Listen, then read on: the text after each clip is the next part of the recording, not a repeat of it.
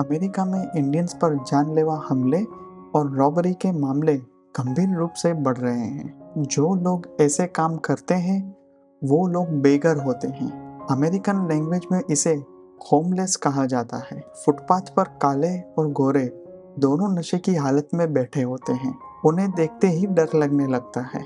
रात के 9 बजे भी जब बड़े शहर की सड़कें खामोश होती हैं, भले ही आपको सिर्फ 500 मीटर दूर पार्किंग लॉट तक पैदल चलना पड़े, तब भी दिल की धड़कनें बढ़ जाती हैं। हमारे चाहने वालों ने हमें पहले ही इंस्ट्रक्शन दिया है कि बिना किसी की ओर देखे जितनी जल्दी हो सके डिस्टेंस कवर करना है। अमेरिका के कैलिफोर्निया में एक अजीब कानून चलता है जिसका नाम है प्रेपोजिशन 47। इस कानून के प्रोविजन के तहत कोई भी बेघर या भूखा लुटेरा किसी भी स्टोर में जा सकता है और बिना किसी रुकावट के $950 तक का सामान ट्रॉली में डालकर एक भी डॉलर का पेमेंट किए बिना बाहर निकल सकता है। सीसीटीवी में साफ देखा जा सकता है कि अगर वह बिलिंग काउंटर से निकलता भी है तो उसे रोका नहीं जाता। इतने अमाउंट के लिए पुलिस कंप्लेंट भी दर्ज नहीं करती। अगर कोई इस अमाउंट से कुछ ज्यादा वैल्यू की चीजें भी ले जाए तो उसे छोटी मोटी चोरी की मामूली सजा देकर छोड़ दिया जाएगा।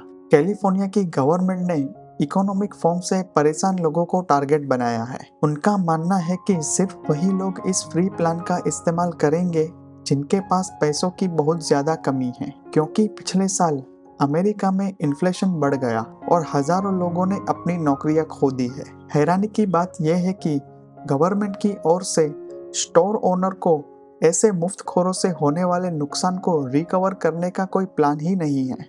अब कुछ स्टोर्स चीज़ों पर लगे स्टिकर की प्राइस इस तरह बढ़ाने की सोच रहे हैं कि अगर मुफ्त में सामान लेने वाला कुछ सामान खरीद भी ले तो बिल $950 से कहीं ज़्यादा हो जाए, जिससे पुलिस कंप्लेंट को थोड़ा और सीरियसनेस से लेगी। जो कस्टमर पेमेंट करके चीज़ें खरीदना चाहते हैं उन्हें बताया जाता है कि आप जो चीज़ खरीद रहे हैं वो आपको ओरिजिनल प्राइस पर ही मिलेगी और हम उसी के अकॉर्डिंग आपको बिल देंगे।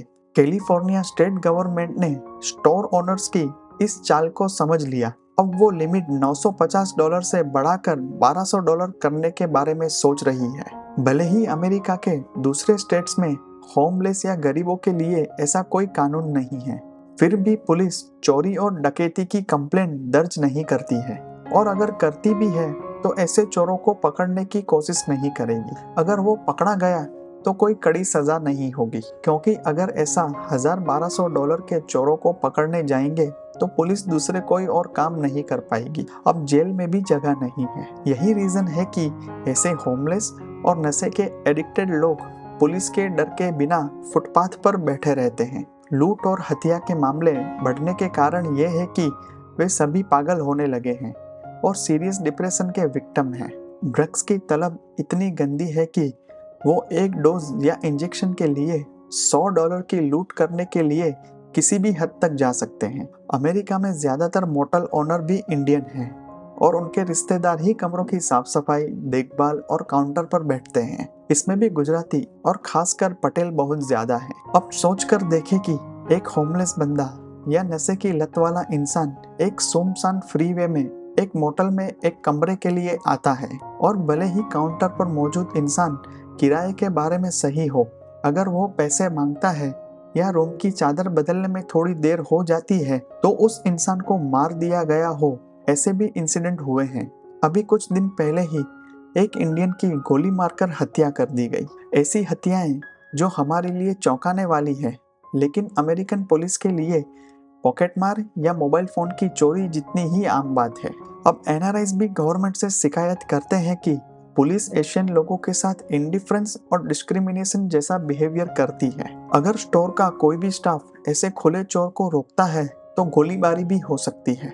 इसी वजह से स्टाफ को यह भी इंस्ट्रक्शन दी जाती है कि अगर ऐसा कोई इंसान सामान का पेमेंट किए बिना चला जाए तो उससे बहस ना करें और ना ही उसकी तरफ देखें। कार पार्किंग करते समय भी सीट पर कोई बैग या पर्स ना रखें और अगर ऐसे होमलेस या नशेड़ी आपकी आंखों के सामने कार का ग्लास तोड़कर लूट करते हैं तो ना उनको देखें और ना ही रोकने की कोशिश करें।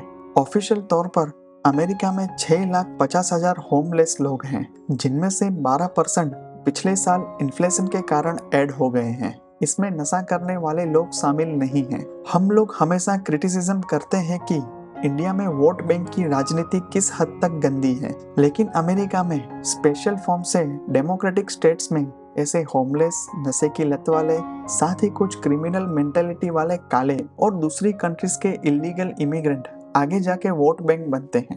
लाखों मैक्सिकन इमिग्रेंट मैक्सिकन बॉर्डर से एंटर करते हैं। अमेरिका के पास भी चीप लेबर नहीं है, इसलिए ऐसे घुसपैठियों और इंडस्ट्रियलिस्ट के साथ गवर्नमेंट की मिलीभगत से लेबर प्रॉब्लम का सॉल्यूशन किया जाता है।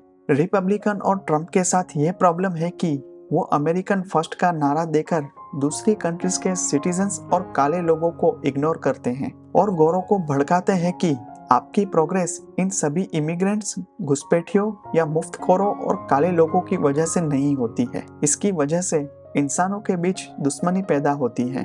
डिप्रेशन और इनसिक्योरिटी के कारण वायलेंस, लूट और क्राइम डबल हो जाते हैं। इंडियन की प्रोग्रेस उनके स्ट्रगल, डेडिकेशन और एजुकेशनल क्वालिफिकेशन के बेस पर है।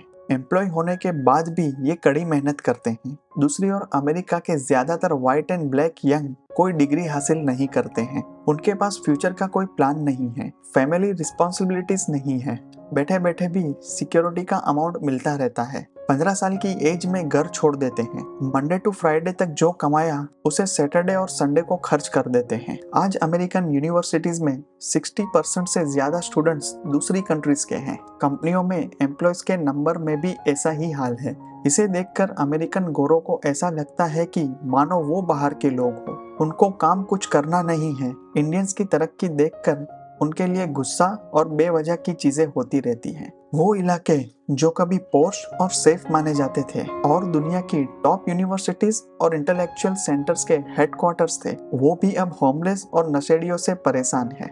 इसका मतलब ये नहीं है कि अमेरिका या कैलिफोर्निया में खौफ के साथ सन्नाटा हो जाता है। अमेरिका हमेशा से वर्ल्ड का ड्रीम डेस्टिनेशन रहा है। फ्यूचर में दुनिया कैसी होगी, इसका बेस अमेरिका होगा। वर्ल्ड की top technology, IT, AI, gadgets, foods, entertainment और फाइनेंस मैनेजमेंट की कंपनियां और यूनिवर्सिटी, नासा, पेंटागन और रहने के लिए लोगों की पहली पसंद अमेरिका है। हाँ, चूंकि कंट्री टफ इकोनॉमिक दौर से गुजर रही है, इसलिए क्राइम और सिक्योरिटी के मामले में थोड़ा सतर्क रहना होगा। अमेरिका में कोई भी सिटीजन डर के मारे नहीं चलता, लेकिन उसने ये सीख लिया है कि जितना पॉसिबल हो सके कहाँ और कब बचना है। हाँ, ऐसा लगता है कि अमेरिकन सोशियोलॉजिस्टों को यह स्टडी करने की जरूरत है कि अमेरिका के गरीब और होमलेस लोग इस हद तक स्टोर्स में लूट क्यों चलाते हैं। जरा सी छोटी और मामूली बात पे गुस्से में आकर किसी की हत्या करना सही नहीं है। यहाँ तक कि जो लोग नशा नहीं करते